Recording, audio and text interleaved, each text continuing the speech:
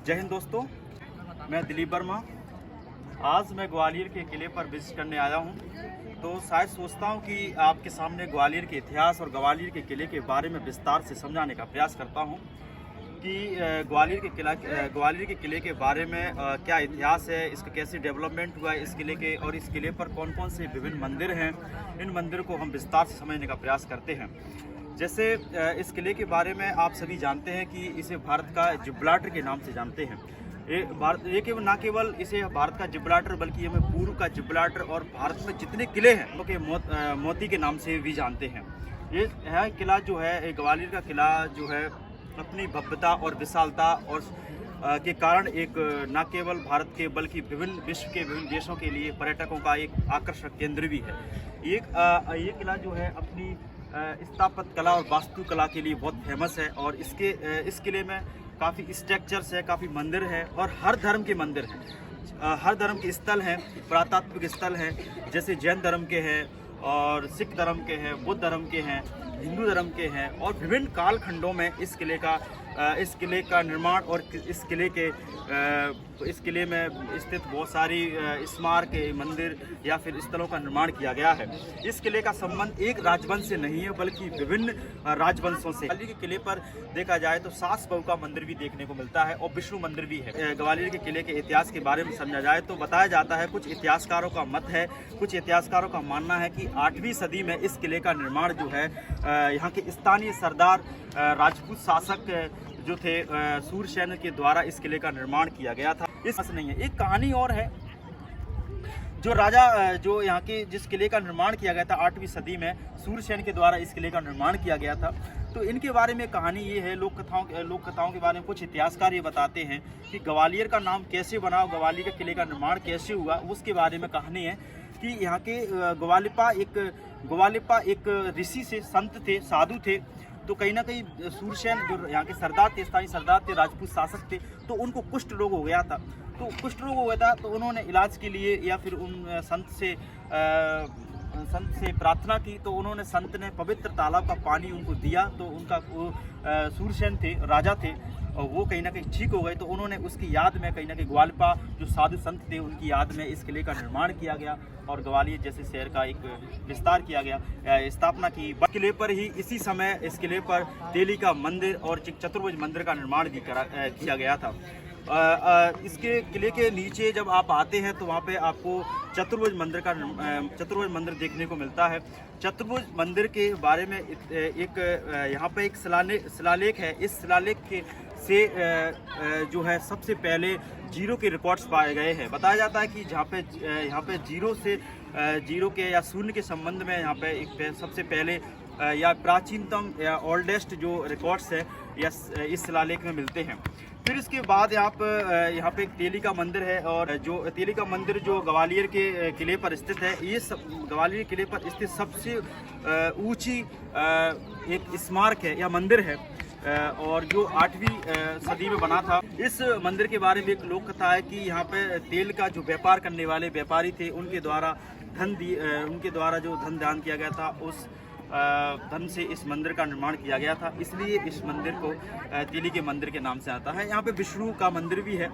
इस तेली के मंदिर के बारे में खूबसूरती ये है कि आप जब मंदिरों की श्रेणी को पढ़ेंगे, जैसे उत्तर में आप नागर शैली से निर्मित मंदिरों का देखेंगे, और फिर मध्य भारत में देखेंगे कि तो यहाँ पे बेसर शैली से निर्मित मंदिरों का विस्तार देखने को मिलता है। यहाँ पे जो मंदिर बने गए थे उनकी स्थापत्य कला बेसर शैली से निर्मित थी। वहीं पर दक्षिण भारत या गोदावरी के जो नीचे का जो बेल्ट है, गोदावरी नदी के नीचे के जो भाग है, वहाँ पे दक्षिण भारत में या यहाँ पे जो मंदिरों का निर्माण किया गया था, चाहे वह गुप्त काल में हो, चाहे वह मध्य काल में हो, या फिर हम जिसे गुप्ततर काल में देखते हैं तो वहाँ पर या मौर्योत्तर काल में देखते हैं तो वहाँ पर बड़े स्तर पर मंदिरों का निर्माण किया गया था। तो वो द्रविड़ शैली से निर्मित मंदिर है, यानी कि द्रविड़ शैली का विस्तार दक्षिण भारत में।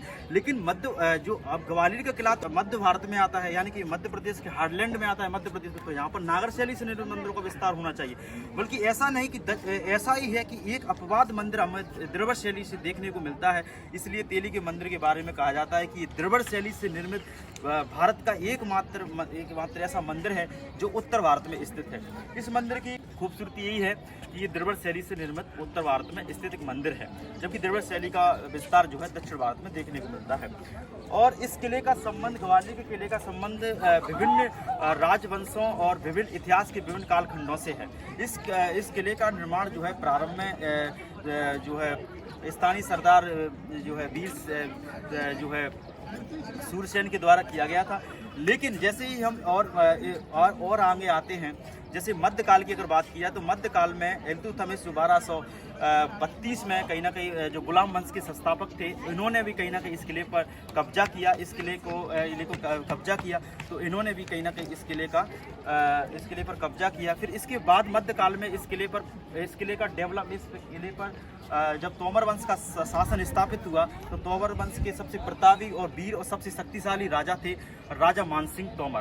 तो राजा मानसिंह तोमर के समय बहुत सारे यहाँ पे स्थलों, स्मारकों और मंदिरों और जैन मंदिरों और का निर्माण किया गया बड़े स्तर पर, ठीक है। तो राजा मानसिंह तोमर के द्वारा बहुत सारे स्मारकों का निर्माण किया गया था। उसमें से गुजरी महल है और जो राजा मानसिंह का महल है, ये बहुत फेमस है। और काफ़ी जैन मंदिर भी इन्होंने बनवाए थे, जैन स्थल भी बनवाए थे। तो इस पर भी कहीं ना कहीं सूरज महल है। तो आप देखिए, गुजरी महल का निर्माण राजा मानसिंह के द्वारा बनाया गया था। गुजरी महल के बारे में ये बताया जाता है कि राजा मानसिंह की जो प्रेमिका थी या रानी थी, जो उनका नाम था मृगनयनी, उनका नाम था, जो गुर्जर वंश थी, उनके लिए कहीं ना कहीं राजा मानसिंह के द्वारा गुजरी महल का निर्माण किया गया था। और राजा मानसिंह महल भी है यहाँ पे जौहर कुंड है, नहाने के स्थल है, नहाने के या स्नान करने के स्थल है। बड़े अपनी बहुत स्ट्रक्चर है वहाँ पे देखने को मिलते हैं। वहाँ पे स्थापत्य कला से निर्मित बहुत सारी आपको संरचना देखने को मिलेगी। ग्वालियर के किला के बारे की रक्षात्मक स्ट्रक्चर को, डिफेंस स्ट्रक्चर को समझा जाए, बड़े रक्षा विशेषज्ञ बताते हैं कि ग्वालियर का जो किला है इसकी अपनी सुदृढ़ता और मजबूती और विशालता के कारण ये भारत का जिब्राल्टर ही नहीं, बल्कि इसके बारे में ये बताते हैं कि अगर कोई राजा या कोई शासक इस किले पर आक्रमण करेगा तो ये किला, या कोई अटैक करेगा तो यह किला जो ग्वालियर का किला या जिसे भारत का जिब्राल्टर कहते हैं, अपनी सुदृढ़ता के लिए मजबूती के साथ खड़ा रहेगा, बल्कि गिरेगा नहीं, नष्ट नहीं होगा। इसलिए आज भी ये विभिन्न समय या फिर हम कह सकते हैं विभिन्न भौगोलिक घटनाओं में या फिर जैसे बहुत सारी हवाएं चलती हैं, तो उसमें भी कहीं ना कहीं ये मौसम चेंज होते हैं, बारिश होती है, हर मौसम में कहीं ना कहीं अपनी भव्यता और सुंदरता के साथ आज भी देखिए एक खूबसूरती के साथ ये किला अपनी विरासत को संभाले। देखिए, इस किले के सम्मान में भारत सरकार द्वारा जो इंडिया पोस्ट है उसके द्वारा जो है इसको 1984 में इस किले के सम्मान में एक डाक टिकट जारी किया गया था इस किले का, जिससे इस किले के बारे में सभी लोगों को पता चले।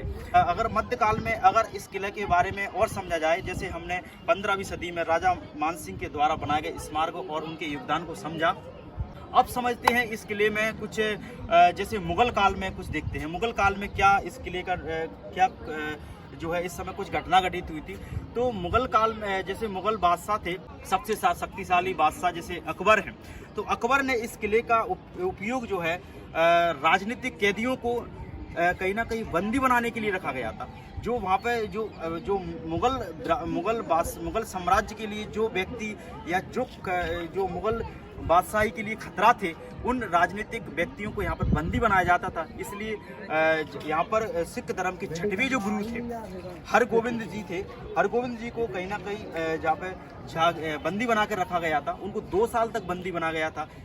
और 2 साल तक बंदी बना कर रखा गया। उसके फिर मुगल बादशाह जहांगीर बने, तो जहांगीर ने कहीं ना कहीं उन जो सिख धर्म के जो 6वें गुरु थे हरगोविंद के साथ साथ वो 52 कुछ राजनीतिक कैदी थे, उनको छोड़ा गया था, यहाँ से उनको रिहा कर दिया गया था। इसलिए उनकी याद में, हरगोविंद जी की याद में, तो सिख धर्म के जो 6वें जो गुरु थे उनकी याद में यहाँ पे दाताबंदी छोड़ गुरुद्वारा भी बना गया है। और यहाँ पे उनको सिख धर्म से संबंधित बहुत सारे उनको चाहने वाले लोग आते हैं, प्रत्येक वर्ष आते हैं या कभी हर समय उनको चाहने वाले आते हैं। यहाँ पर भंडारे का आयोजन भी किया जाता है।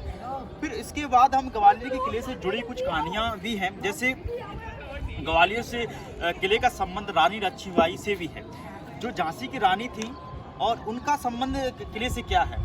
अब ये देखिए कि ब्रिटिश सरकार या ईस्ट इंडिया कंपनी थी, जब 1857 का विद्रोह हुआ, तो 1857 के विद्रोह जब ईस्ट इंडिया कंपनी जब कंपनी ने एक ऐसा कानून पारित किया गया कि जिस राजाओं के पास, जिन रानियों के पास संतान नहीं है, तो उनकी संपत्ति को ब्रिटिश सरकार के द्वारा अधिग्रहण कर लिया जाएगा। तो रानी लक्ष्मीबाई के उनके पास पुत्र नहीं था, तो उनको खतरा था, और रानी लक्ष्मीबाई को नहीं बल्कि विभिन्न राजा रानियों को खतरा था।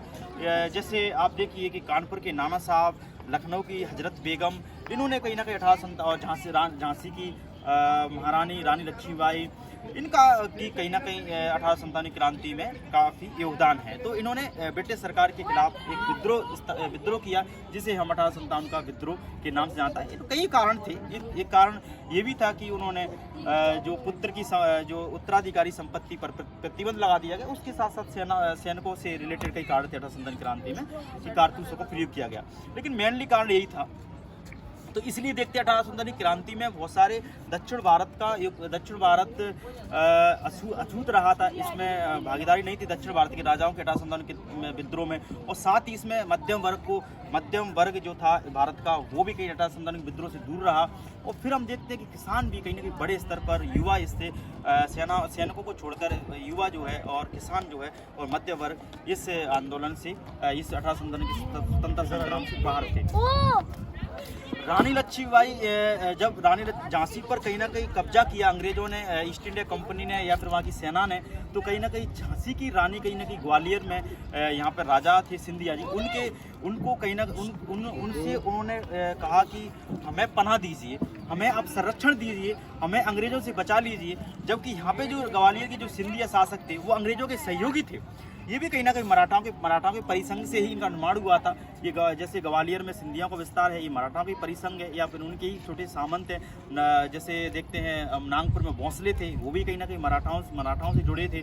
बड़ौदा के गायकवाड़ थे, वो भी कहीं ना कहीं इससे जुड़े थे। तो ये भी कहीं ना कहीं मराठाओं से ही, मराठा परिसंघ से ही अलग हुए थे ग्वालियर के सिंधिया। तो ये अंग्रेजों के बड़े सहयोगी थे और अंग्रेजों के बड़ी वफादार थे। तो और रानी लक्ष्मीबाई ने उनसे कहा कि हमको बचाइए, और उन्होंने महारानी लक्ष्मीबाई का सहयोग नहीं किया। लेकिन यहाँ के जो सैनिक थे उन्होंने महारानी लक्ष्मीबाई का सहयोग किया। तो फिर कई महारानी लक्ष्मीबाई जी थी, उनके साथ तत्या टोपे भी थे। तो कहीं ना कहीं महारानी लक्ष्मीबाई के साथ बहुत से सैनिक थे। लेकिन ये बताया जाता है, कुछ इतिहासकार ये बताते हैं कि महारानी लक्ष्मीबाई के साथ 20,000 भारतीय सैनिक थे। उन्होंने कहीं ना कहीं ब्रिटिश सरकार के खिलाफ बगावत की थी। लेकिन ईस्ट इंडिया कंपनी के पास, यानी कि ईस्ट इंडिया कंपनी या ब्रिटिश सरकार के पास मात्र 1600 सैनिक थे। फिर भी हम इस युद्ध में, या फिर भीषण युद्ध हुआ ग्वालियर में, तो इस युद्ध में कहीं ना कहीं ब्रिटिश सरकार, ईस्ट इंडिया कंपनी की जीत हुई। रानी महारानी लक्ष्मीबाई को यही ग्वालियर के किले से कहीं ना कहीं जब तात्या टोपे जो भागने में सफल हुए, तो कहीं ना कहीं रानी लक्ष्मीबाई यही किले से छलांग मारी, और यहीं पर कहीं ना कहीं इस किले के नीचे ही उनका जो है पड़ाव क्षेत्र पर कहीं ना कहीं उनका जो है समाधि स्थल बनाया गया है। तो वहाँ पर उनकी मृत्यु हो गई थी। इसलिए कहीं ना कहीं ये समझने की आवश्यकता है कि महारानी लक्ष्मीबाई का संबंध ग्वालियर से है, क्योंकि ग्वालियर में उनकी समाधि है। और ग्वालियर के किले के बारे में समझने की आवश्यकता ये भी है कि ग्वालियर का जो किला है, इस किले का संबंध एक राजवंश से नहीं है, तोमर वंश से भी नहीं है, कि आप समझे राजपूत शासकों से नहीं है, बल्कि इसका संबंध गोवध के जो राणा शासक थे, राणा शासकों से भी है, जाट शासकों से भी है, कछवाओं या कुशवा शासकों से भी है, विभिन्न कालखंड में जो मुगलों से भी है, गुलाम वंश के दिल्ली सल्तनत के गुलाम वंश से भी है, तो बहुत सा लोधी वंश से भी इसका संबंध जुड़ा हुआ है। तो ग्वालियर के किले से जुड़े, ग्वालियर के किले के साथ साथ हम ग्वालियर के बारे में भी समझते हैं। अब ग्वालियर के किले को आप विजिट करना चाहते हैं तो यहाँ पे सड़क मार्ग से भी आ सकते हैं, और हम जो है एक रेल मार्ग से भी आ सकते हैं। अब वायुयान की सुविधा भी धीरे धीरे हो जाएगी। तो ग्वालियर का किला जिसे भारत में जिब्राल्टर कहा जाता है, अपनी विशालता और भव्यता के लिए काफ़ी फेमस है, न केवल भारत में विश्व में भी फेमस है। इसलिए यहाँ का किला जो काफ़ी फेमस है, अपनी खूबसूरती के लिए जाना जाता है। यहाँ पर विदेशों से लोग, न केवल भारत से, भारत के विभिन्न कोनों से, बल्कि विदेशों से भी लोग, अमेरिका, इटली, जापान, जर्मनी से भी लोग आते हैं, यहाँ पे भ्रमण करते हैं। यहाँ की स्थापत्य कला, वास्तुकला, आर्किटेक्चर, उसकी स्ट्रक्चर, इसके मंदिर और विभिन्न कालखंडों में जो मंदिरों का निर्माण हुआ उनके बारे में समझने का प्रयास करते हैं। आर्कियोलॉजिकल ऑफ इंडिया के कुछ कर्म अधिकारी भी आते हैं, वो भी समझते हैं। लेकिन ग्वालियर के किले के साथ साथ हम समझ रहे थे कि कुछ चीज़ों को भी समझा जाए।